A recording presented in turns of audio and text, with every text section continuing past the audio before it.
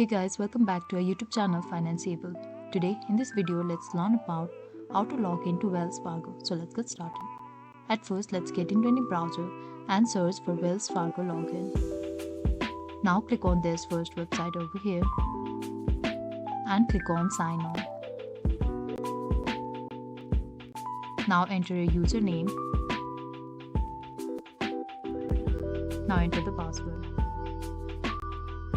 And if you want to save the username after you get back, simply click on save username.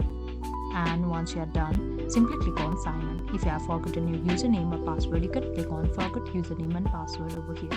And once you are done with all of this, simply click on sign in. After which we can get into Wells Fargo interface. So this is all we can do to log into Wells Fargo. I hope you like the video. Please do like and subscribe. Thanks for watching.